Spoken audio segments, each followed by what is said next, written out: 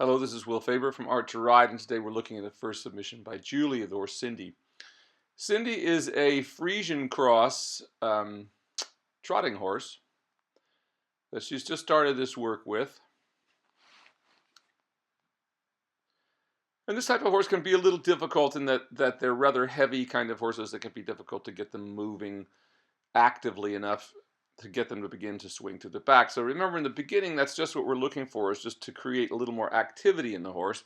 And remember that activity is not the same thing as forward. Forward means to engage forward under the body. So we must first get them active, and then they can become more forward, if that makes sense. So think of it in that way. So even though the horse might not be stretching all the way down yet, we still need to make them active. In other words, they're not really forward yet, but we still have to make them active so that they can become forward, just to activate the back end and get it starting to move a little bit. So you can see with this horse, is rather thick-necked, kind of warm blood cross, that is, super warm blood, like Percheron kind of cross and these kind of things, which you'd call them really kind of cold-blooded rather than warm blooded. So they can be rather thick through the neck, built like that. If you remember, a lot of these work breeds were originally intended to pull a plow and things like this, and maybe a carriage home. They weren't built for speed. They were built more for work.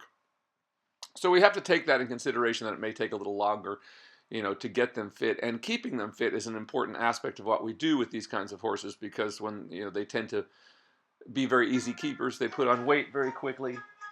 And so we have to be very careful to bring them along physically, to develop some aerobic fitness in them, as opposed to with a horse like a thoroughbred, where we want to do as little work, for instance, as we can, to keep minimizing it, to keep them from getting overfit. With these kind of horses, we want to do a little bit more, so to speak, but a little more at a slow pace. They just at a walk, so we let them develop. So now in your letter, you weren't seeing much change in the horse. Now I do think that you're on the right track here. Now you do have a ways to go to get the horse stretched all the way to where it needs to be, but you're certainly in the right track, just doing what you're doing here, and even just these long side reins. The horse, for this type of horse, is moving pretty actively rather, and starting to begin to stretch down a little bit, which is just what we're looking for. So, I wouldn't expect any overnight changes with a horse like this, because they're just, once again, you have to build that activity level as well and bring up their physical condition a little bit so that they have a little something extra.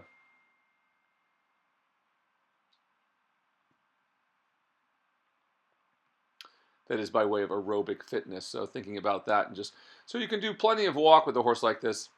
Just what you're doing here is just the thing to do. Now, I feel like you're on your way. Obviously, I've been to the end of this tape and seen what's on there, and the horse does has moments of getting into a stretch. So I think you're headed in the right direction. Now, right here, you just have to keep encouraging the horse to be just that little bit more active than it wants to be, for that moment that you're working the horse. And it's better if you have a horse like this that doesn't want to really get active, just a little short burst of activity, and then let them just kind of do what they want to do, come back off. But we can't just drive them all the time, because they're not going to like that. So just what you're doing here is just letting them have a horse like this, just having a nice steady walk around the arena, try to keep it active, that is around your circle on the lunge line. And as I said, this is not too bad here. The horse is showing some beginnings of stretching down. The walk is fairly regular. Doesn't have that super stuck in the mud look like many of these horses can have. It actually looks pretty light on its feet, relatively speaking, for the kind of horse that it is. So I think that you're right on track here, and what you'll see is, improvement comes slowly. We still like to get the horse stretching there. What I'd like to see you start doing is a little more work in hand, which you didn't add in here. So that's something I'd like to see I'd like to see you implement that, as well as adding it to your daily work and adding it to the next time I see the tape in here. So remember, when the work in hand is a good time for us to get the horse really stretching into the contact, so we can really teach the horse to step away. We establish that ground foundational work of the horse stepping from the inside rein to the outside leg, which is the beginning of getting a horse to lift its back. Remember, when we do, whether it's lunging here like we're doing here, or working in hand, our goal is always to get the horse in a position that allows that inside high length to come up underneath the center of the body of the horse, which means we have to put it in a little bit of a shoulder-in position to get that. And we can do that even on the lunge line right here. You could make the horse a little more active, but yet try to move those hindquarters out away from you at the same time, which will get the horse to step more under the middle of the back. And when we get that correct position, that is, we get the horse just the right position for it, that is in a shoulder-in or shoulder-fore, the hind leg will step just under the right position under the back, and as it steps off, it will push the back up, and that will push the head and neck out in front of you. So that's why it's so important. The shoulder in is basically the foundation of this work. Now, I see a lot of people on the website and things talking about clicker training and this kind of thing. And all that is good. I mean, any way that you can get a horse to stretch is a good thing rather than a bad thing. So if you need to do it, I'm not at all opposed to. I do it myself very often, and I don't think you have to do it with clicker training. I think you can just do it, with a voice command.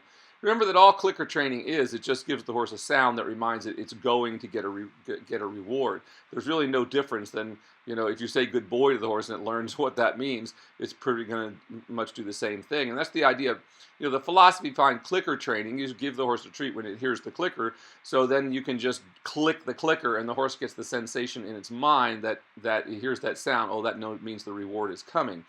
But that doesn't have to be done with a clicker. You can do it with anything. In the sense, with a horse like this, you can, even standing in the cross tries, you can just put a sugar cube in your hand or something and just urge them to follow that down to the ground. Say good boy to them. Pretty soon they'll understand that the same thing that means the same thing. But your stretch is never going to be good, really good, until you get it to come from what the horse is doing physically, not just because you have a trick that means, here, if I hear this sound, in other words, put your head down, just like telling a dog to stretch, and they will go into the stretch. It doesn't mean it's necessarily going to be as good as what you want it to be. That is, the stretch is never going to be very good until it comes through from behind. So once again, I'm not against any of those kind of things with a horse like this that's, has maybe never stretched in his life. Just doing the clicker training or holding your hand down in front of it and saying good boy to him. It's all the same thing. But so anything that gets the horse to stretch, just like if you've ever seen some of these movements that chiropractors will do, standing still, where they get underneath the horse and and they put their fingers underneath the belly and get the horse to lift up when they find the right pressure points. And that's exactly what we do when we ride. We learn to ask the horse's back to come up. Remember, that gets back to my video essay there about what the legs are supposed to be doing, that they do mean more than one thing. The legs mean for them to move straight ahead and engage forward, but they can also mean to engage up underneath the back a little more by getting underneath the horse a little bit with your legs. Once again, that's why it's so important that when people buy horses, they buy horses that are of the right size for them, where their leg can come down below the break in the side. That is when the horse starts to go under again in its side. So if your heels end up at the widest part of the horse's back and not under that part, it's going to be very hard to stay on the horse, because if something goes wrong, you have no leg around the horse, which is what keeps you on. And you also can't ask the horse to lift its back with your legs, because they simply don't go down far enough. Now, you can compensate for that, much like a side saddle rider does, by learning how to be very efficient with the whip. But you need to understand that if you're riding a horse that is too big for you, that is, your legs don't come down below the break in the side of the horse where it starts to curve back in underneath. You have to replace that with something, or you'll never really be able to get a horse to collect and lift its back. So just something to think about here. And once again, this is what the kind of work that we want to be able to do. So getting back to the work in hand here, which is the point of all this, that's what I'd like to see you do, is trying a little bit of that next time.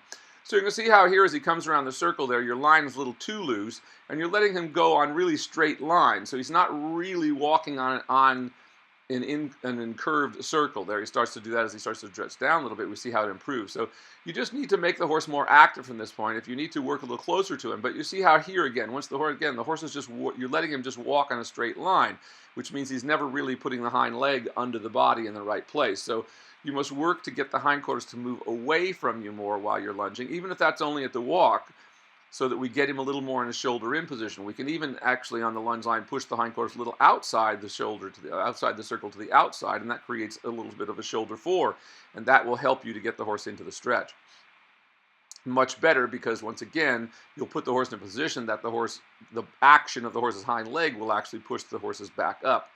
And when that's what we really must get the stretch from down the road. It must come from your leg. So the horse comes forward. Once again, remember, comes forward means to engage forward under the body, not just to run straight ahead. So that's what I'd like to see. And the next time that you do a video here for me, I'd like to see you try to implement the work in hand a little bit, but I'd certainly like to see you work a little closer to him here. Actually, you're pretty close to him. You just need to ask a little more for him to be active. And remember, a lot of that has to do with being very accurate with the whip. As you may or may not have heard me say to many people, the real skill of lunging is being able to use the whip. Just like if you ride, if you have no leg on the side of the horse, well, you're not going to get very far. And the same thing is true up here in the lunge line. So that means that you need to be able to touch the horse accurately with the whip when you need to. That is to move the hindquarters away. or to move the whole body of the horse out in a circle if you wish. So I highly recommend to everyone trying to learn this to practice with the whip away from horses. You know, just you see at the height of that fleshy area above the hocks, the wide part of the buttocks as they come around under the tail there. That's where we'd like to be able to touch a horse with a whip. Either there or right where a leg would be, we can touch a horse. And if you're very, very good at it, if a horse spins on you, you can touch the horse on the shoulder to bring him back in the other direction. But that's not advisable if you aren't very good with a lunge whip and very quick. And also why I never have people do the thing of letting a horse flip around on the end of a lunge line the way many people teach people to do. I mean, it's just a lazy man's way of lunging a horse, so to speak. You always want to have a horse stop in the direction you're going, go up to it, and then change directions as opposed to it either coming to you on the lunge line. The horse in the lunge should just stand quiet and still. So we can see when we get into the trot here, he immediately just kind of inverts, goes with his head up. Now, however, it's not terrible, and this is going to be a very good mover here when this horse, gets right. I think you can see there how the hind legs are just falling out behind the body. It's fairly active, but it's not forward because the horse is not engaging forward over the body, but it is fairly active, and that's a good thing. This horse doesn't just kind of drag itself along as the way many of these kind of heavier crosses can be. But same thing here, you're kind of just letting the horse go on straight lines. You're on a lunge line, but the horse is never actually curving on the lunge, never bending on the lunge line because you aren't asking the hindquarters to move away, and that's how you get the stretch. So part of the reason you're not getting the stretch is just that, is you're not really asking the horse in the right way to lunge. That is, see how you come around the corner there? He's actually inverted the other way. He's curved to the left, but you're doing to the right. So we need to get you working this horse's hindquarters moving away from you much more than they are now, and that will solve most of your problem. Now, she says in her letter here that she did try a shambone or is trying the shambone and it isn't having much help. Now, I highly recommend with these kind of heavy horses, the ones that kind of going around like that, it is perfectly fine to put the shambone on with side reins at the same time, as long as both of them are long, the way you see here. Remember, you should never have to grab the horse's head and pull it down to put the side reins on or the shambone on. If you have to do that, it's too tight. But it does sometimes help these kinds of horses, and especially if the trainers haven't really gotten the hang of lunging as much as they like. Now that was starting to look good there. See, even though doing what you're doing, I feel if you just can get this horse moving a little more actively and getting the control of the hindquarters should be your goal here on the lunge line. See, once again, he's just trotting in a straight line. You're always just letting him go in a straight line because you're never asking the hindquarters to move away, and that's mostly why you're not getting a stretch. So you certainly can try with the side reins about as long as this and putting the shambone at the same time. Still do lots of walk work because the horse is getting into a pretty good place there at the walk and having moments where it's actually starting to stretch in the walk. And always remember that. We just don't want to do anything for very long upside down. So if we can get the horse into a fairly good walk, you're much better off doing more walk. So for me there, that would have been about the amount of trot I would have done before I would have come back to the walk and worked the horse a little more actively in the walk. And see once again how you can just see the horse is just basically going in straight lines. Once in a while it kind of turns and then you just let him continue on another straight line. So you're never really creating a circle. So at some point you want to just get the horse still on a circle. There's not a lot of time. With babies I'll let them walk around the arena kind of thing, but you want to get them focused on the circle because that's really what's going to get you what you want when you can start to get the hindquarters to yield. So that's the basic foundation of all of this training, is getting control, mobilizing the hindquarters, as Mr. Oliveira used to say, which lets you then be able to put the horse in a position that will help him get round over his back. But as long as you're just going in straight lines, like you see this horse doing here, he kind of goes in a straight line, then he kind of makes a turn. So you need a more consistent contact and just keep him more active. And if you need to work closer to him, do so until he will yield his hindquarters away from you. And there, even though he's going in a straight line, you are starting to get a little bit of a stretch. So I think if you would just put the shambone on with the long side reins, the way you have here, you can have both on, just hooked to the inside rein, and then just really focus on trying to get the horse to move away, move its hindquarters, yield its hindquarters away from you. And always remember that that's the most basic and most natural element of training and why we do it this way. Once again, if you watch horses, how they control each other, if you watch a stallion or even the alpha mare, if it wants to control the horses, it never is going to make another horse stand still, but it's going to come in to move them where they want. And when they do that, you notice how they'll come up and bite each other in that same fleshy area of the buttocks to get them to move. That's what a stallion would do if it was moving his herd. It would keep coming up behind the mares and nipping them in the butts a little bit to keep them moving. Well, that's exactly what we do and why they accept this when it's done correctly. But it must always be done, of course, without anger. And, of course, we never on the lunge line want to run a horse out of its mind on a lunge line. the first thing to always control that we always are training for from the very beginning is relaxation. So while this horse looks like he's quite relaxed, that's a good thing. So you're starting at least from that. You just have to get a little more control over the hindquarters in order to get the horse to stretch correctly. That is not to just stretch down because he's finally tired or whatever else and puts his head down. So that's why we want to get a little more control by doing the work in hand. So go back and watch our videos on work in hand. Watch me work through a few of them and begin to work this out. It can be quite difficult in the beginning. Don't let it frustrate you. Just try to get a little bit every day, just beginning to get the horse to step away from the touch of the whip. And once you get that, you can see how all this would be much easier. Just start to stretch a little bit there.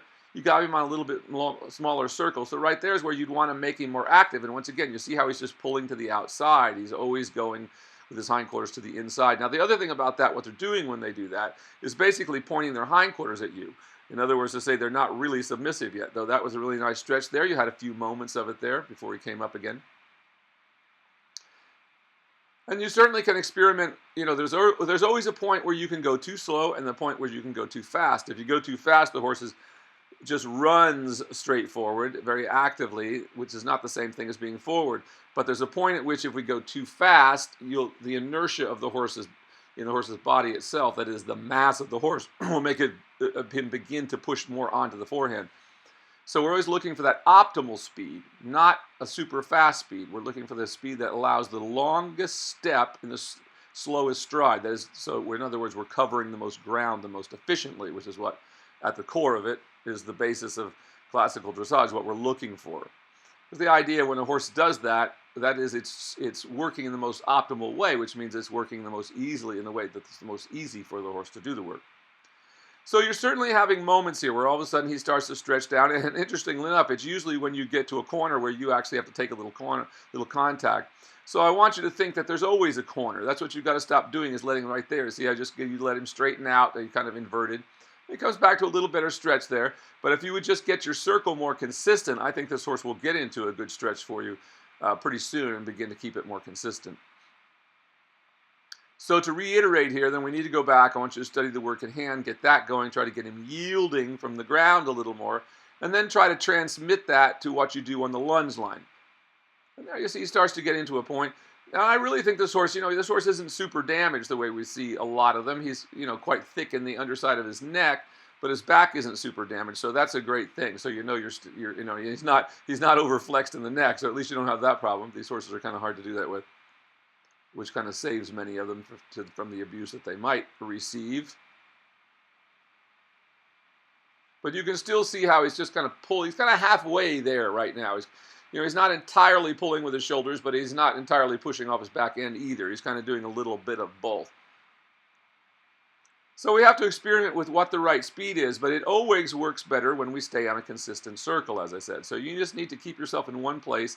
Keep giving and taking, but keep the slack out of the line. You see right there, you have so much slack in the line that you have no control over really where the horse is going. So you're just letting him go in straight lines, and then you finally take a little contact, and he starts to turn again. So we want that contact to be consistently the weight of the rein. Now, if he pulls on you, just give and take and give back to just like when we ride. That's why this kind of training is so good for riders, to get to the idea that, we get them there, then we release, and that's exactly what we want to do when we ride. We do whatever we need to do, get them forward, get them active, getting over their backs, get them to soften, and then we leave them alone and do nothing at all till we need to intervene again. That's kind of the idea. So I think you're right on track here. Once again, I'd add the shambone with this and try it with the side reins, but the biggest thing is getting control of the position of the horse on the lunge. That's what's going to really begin to get the desired result here. So great job. You're certainly off to a good start. Like right there, it starts to look good, and he actually starts to bounce over the ground just a little bit. So you're certainly on track. And notice with these big heavy horses, it can take a while before they begin to really push up off the ground. But this one is actually moving quite nicely. It's going to turn into a beautiful mover for you. Got more flexion in his hocks than many of these kinds of horses do. But at least you can come back to the walk like that and begin to get something like a stretch. It's going to work out for you soon. Just correct this lunge line work and do the work in hand. This is Will Faerber from Art to Ride. Great work today. See you on soon.